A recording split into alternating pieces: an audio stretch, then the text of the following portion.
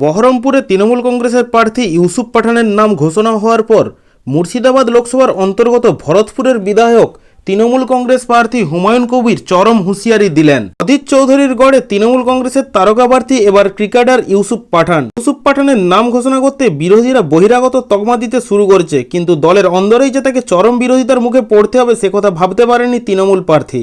ইউসুফ পাঠানকে বহরমপুর কেন্দ্রে দলীয় প্রার্থী মেনে নিতে রাজি নন খোদ তৃণমূল বিধায়ক হুমায়ুন কবির। মুর্শিদাবাদের ভরতপুরের বিধায়ক রীতিমতো হুঁশিয়ারি দিয়ে বলেছেন ইউসুফ পাঠানকে প্রার্থী মানতে তিনি নারাজ। প্রকাশ্যে তিনি ঘোষণা করেছেন ইউসুফ পাঠানের বিরুদ্ধে ভোট করবেন।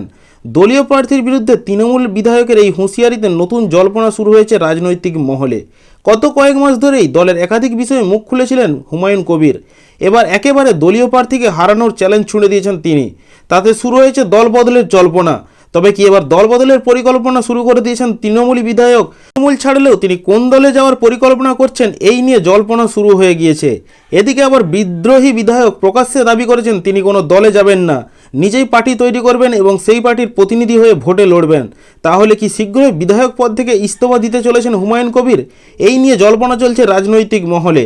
তবে তিনি যে কোনোভাবেই ইউসুফ পাঠানকে লোকসভা ভোটে বহরমপুর কেন্দ্রের প্রার্থী হিসেবে মেনে নিতে রাজি নন সে কথা স্পষ্ট করে দিয়েছেন। বিধায়কের প্রতিটি বক্তব্যে ক্ষোভ উগরে দিয়েছেন দলের বিরুদ্ধে। স্পষ্টই দলের সিদ্ধান্তকে মান্যতা দিতে নারাজ তিনি।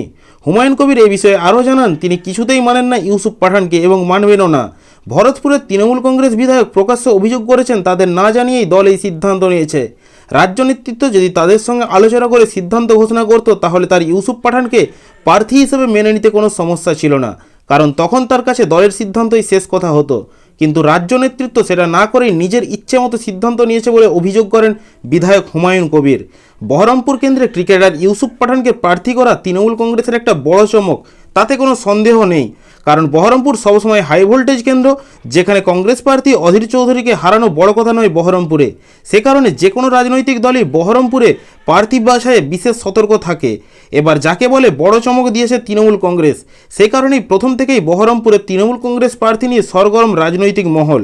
তবে কী হবে আসন্ন লোকসভার নির্বাচনে? তৃণমূল কংগ্রেস জয়লাভ করবে নাকি কংগ্রেস অধীর চৌধুরী এখানে জয়লাভ করবে, সেটাই এখন দেখার বিষয়। আপনাদের মতামত কি? বহরমপুর লোকসভা কেন্দ্রে আসন্ন লোকসভা নির্বাচনে কোন রাজনৈতিক দল জয়ী হতে পারে তা ভিডিওর কমেন্ট বক্সে অবশ্যই কমেন্ট করে জানাবেন। আজকের ভিডিওতে এটুকুই ছিল আপডেট। ভিডিও সম্পূর্ণ শেষ পর্যন্ত দেখার জন্য অসংখ্য ধন্যবাদ।